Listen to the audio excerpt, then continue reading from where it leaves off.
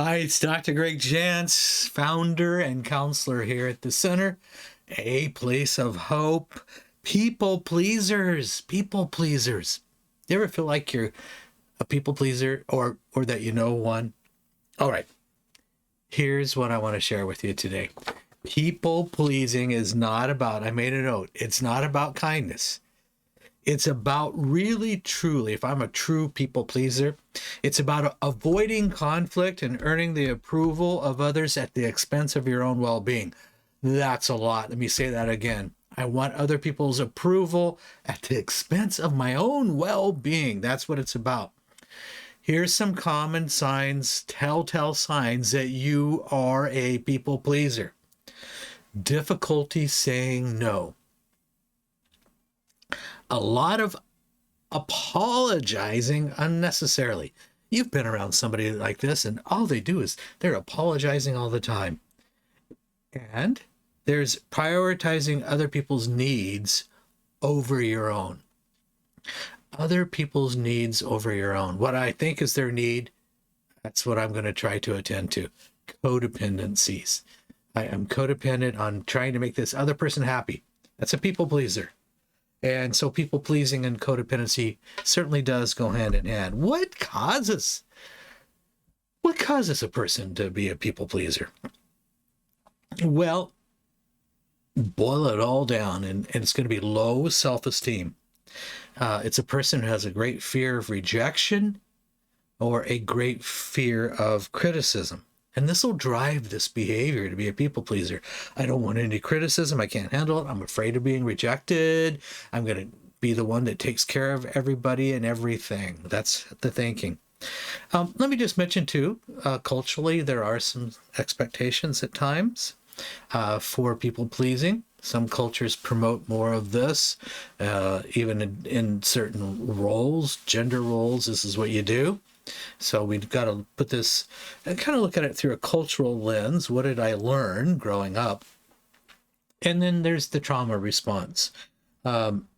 People pleasing is a way of dealing with trauma in my life. It's a survival mechanism that I've created as a result of abuse or trauma. Bottom line, why is this hurtful and harmful?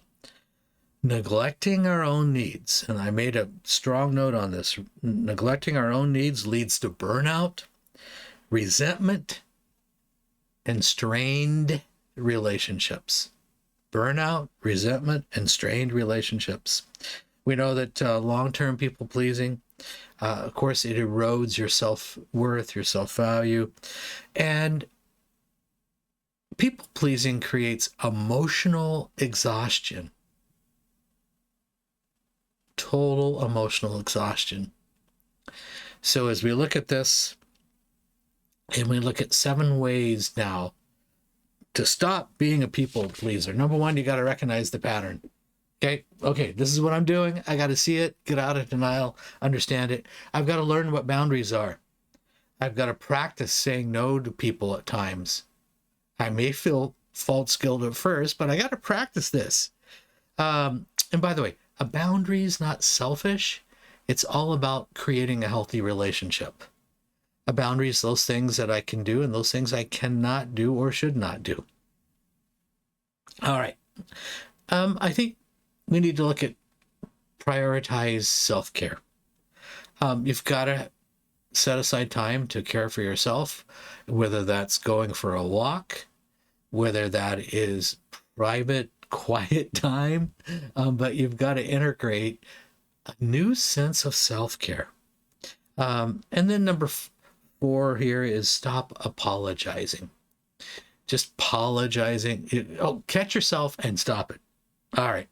And then there's times where we need to probably celebrate small wins. That's the baby steps that will create change here. Go, oh yeah, I did it.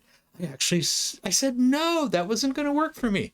And kind of have an inward sense of celebration on that. All right.